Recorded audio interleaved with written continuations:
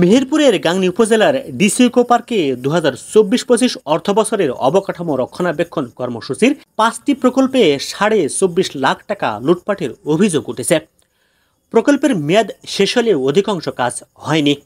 তবুও সম্পূর্ণ দেখিয়ে টাকা উত্তোলনের অভিযোগ রয়েছে প্রকল্প বাস্তবায়ন কর্মকর্তা মুনসুর রহমানের বিরুদ্ধে। বিষয়টি নিয়ে একাধিক গণমাধ্যমে সংবাদ প্রকাশ হলেও কোনো ব্যবস্থা নেননি উপজেলা নির্বাহী অফিসার আনোয়ার হোসেন। বরং তদন্ত কর্মকর্তাকে প্রকল্প বাস্তবায়ন কর্মকর্তা মুনসুর রহমানের পক্ষে সাফাই গিয়েছেন বলে অভিযোগ উঠেছে।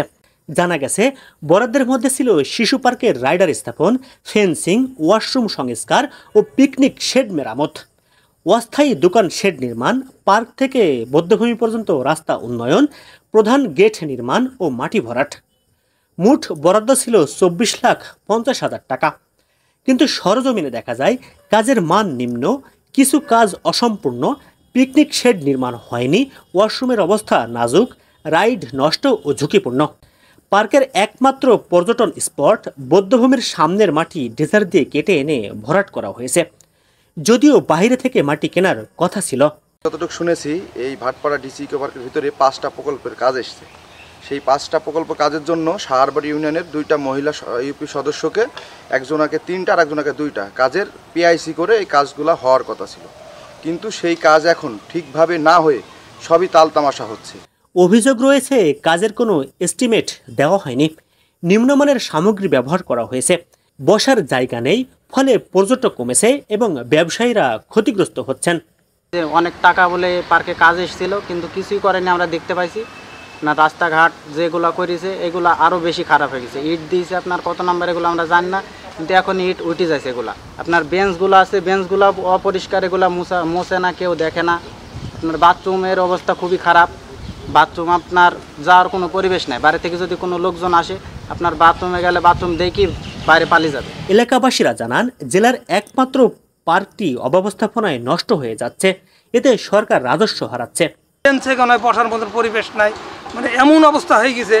এখানে তো ডিসি যদি কাজ কোনো উদ্যোগ না নেয়, আর ডিসি না দেখলে তো ডিসি ইকো পার্ক প্রথম হয়েছে। ডিসি ইকো পার্ক আমরা চাই যে এটা সৌন্দর্য হোক। এদিকে মাটি বাইরে থেকে না কিনে পার্কের ভিতর থেকে নেওয়ার কথা স্বীকার করে কাজের পিআইসি জরিমুন্নেসা ও ফেরদৌসী আক্তার জানান, কাজের এস্টিমেট পাননি তারা এবং বৃষ্টির কারণে কাজ শেষ হয়নি।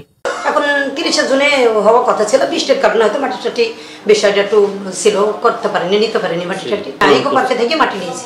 জি না, এস্টিমেট না, এস্টিমেট অফিস আছে। এস্টিমেট ছাড়া আপনি কাজ কিভাবে করছেন? এস্টিমেট ছাড়া আবার কাজ কিভাবে করবে? এস্টিমেট অফিসে আছে, দেখো।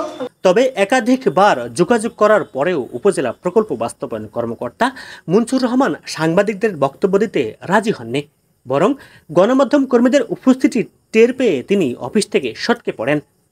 এ বিষয়ে গাংনী উপজেলা নির্বাহী কর্মকর্তা আনোয়ার হোসেন জানান, ঊর্ধ্বতন কর্মকর্তাকে জানানো হয়েছে, তদন্ত চলছে। আপনারা অলরেডি যে বিষয়গুলোতে আমরা অলরেডি ঊর্ধ্বতন কর্তৃপক্ষকে জানিয়েছি এবং এ বিষয়ে তদন্ত কার্য চলমান।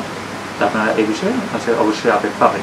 খুব দ্রুত এই অনিয়ম ও দুর্নীতির বিরুদ্ধে যথাযথ ব্যবস্থা গ্রহণ করবেন সংশ্লিষ্ট কর্তৃপক্ষ, এমনটাই আশা স্থানীয়দের।